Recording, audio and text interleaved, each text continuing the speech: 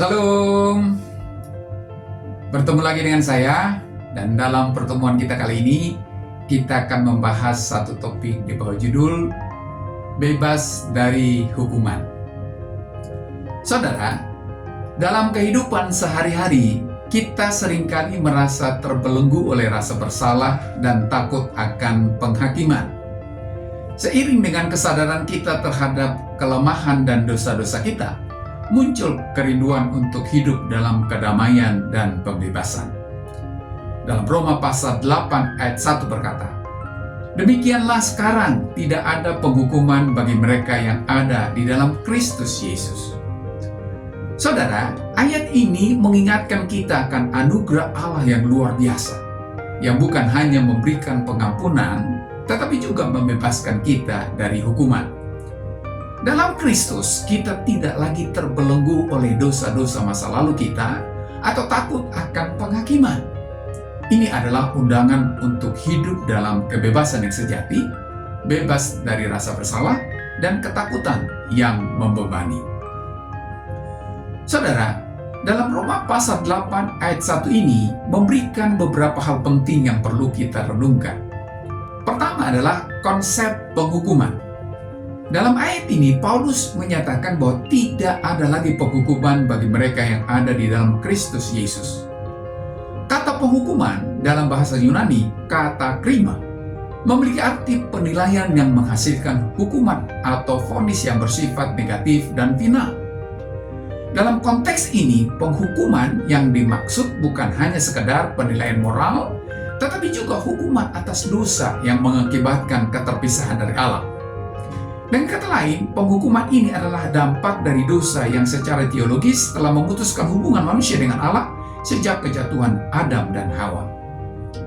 Saudara, ayat ini mengandung penghiburan dan kepastian luar biasa bagi orang-orang percaya. Di sini Rasul Paulus menekankan betapa besar kasih Allah melalui karya keselamatan yang dikerjakan oleh Yesus Kristus. Lewat pengorbanannya, hukuman yang seharusnya kita tanggung telah ditanggungkan kepadanya, sehingga kita bebas dari hukuman. Keyakinan ini membuat kita untuk hidup dalam kemenangan. Meskipun kita masih menghadapi godaan dan pergumulan, Roh Kudus yang ada di dalam kita memberikan kekuatan untuk menjalani kehidupan yang memuliakan Allah. Setiap kali kita jatuh, kita dapat bangkit lagi, karena kita tahu bahwa kita berada di bawah kasih karunia dan bukan di bawah penghukuman. Yang kedua, posisi di dalam Kristus Yesus.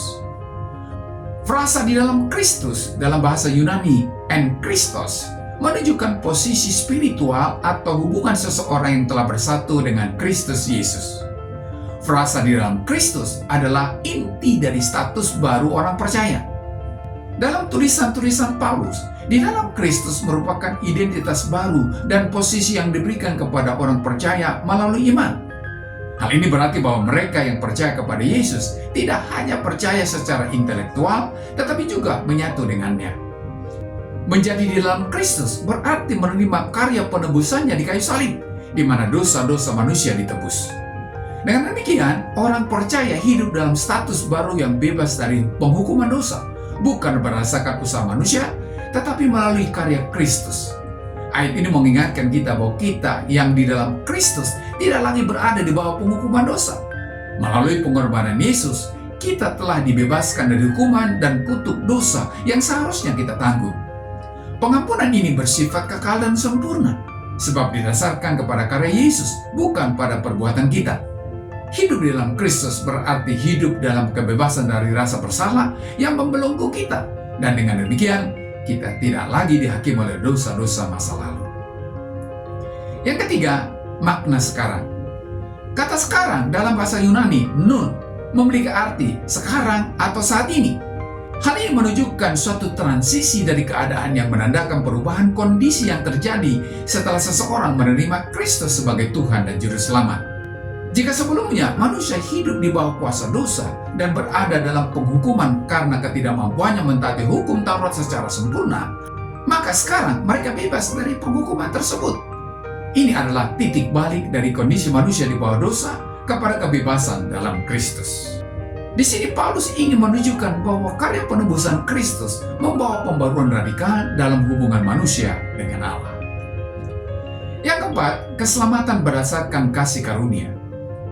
Saudara, Roma pasal 8 ayat 1 menekankan bahwa keselamatan dan bebasnya orang percaya dari penghukuman adalah murni karya kasih karunia Allah. Tidak ada yang dapat dilakukan oleh manusia untuk membebaskan dirinya dari dosa dan penghukuman. Sebab Alkitab mengajarkan bahwa semua orang telah berbuat dosa dan kehilangan kemuliaan Allah. Seperti yang terdapat dalam Roma pasal 3 ayat 23. Karena itu, hanya melalui karya Yesus Kristus di salib yang menanggung dosa-dosa manusia, kita dibebaskan dari hukuman kekal. Ini adalah anugerah yang diberikan kepada mereka yang berada di dalam Kristus. Hal ini memberikan pesan kepada kita bahwa keselamatan dan kebebasan dari dosa adalah anugerah, bukan hasil usaha kita. Yang kelima, dampak ayat ini bagi kehidupan orang percaya. Saudara, Roma pasal 8 ayat 1 memberikan jaminan yang kokoh bagi setiap orang yang percaya bahwa mereka telah dibebaskan dari hukuman dosa. Ayat ini mengundang orang percaya untuk hidup dengan keyakinan bahwa status mereka telah berubah. Hidup mereka tidak lagi dibayangi oleh rasa bersalah yang menghantui atau oleh ketakutan akan hukuman, melainkan dilandasi oleh sukacita dan rasa syukur atas karya penebusan Kristus. Lebih dari itu, ayat ini mengundang orang percaya untuk hidup dalam kemenangan atas dosa karena mereka kini adalah milik Kristus. Saudara, Roma pasal 8 ayat 1 adalah deklarasi kebebasan yang sangat kuat bagi orang percaya. Bebasnya dari penghukuman menandakan dimulainya kehidupan baru dalam Kristus, di mana kasih karunia Allah bekerja menghapus dosa dan memberikan jaminan keselamatan kekal. Ayat ini juga mendorong orang percaya untuk hidup dalam keyakinan bahwa Allah menerima mereka di dalam Kristus tanpa lagi ada penghukuman.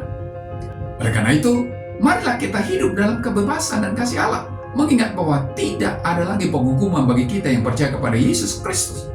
Hidup kita adalah wujud syukur kepadanya yang telah menebus kita, sehingga kita dapat hidup dalam damai dan pengharapan yang teguh.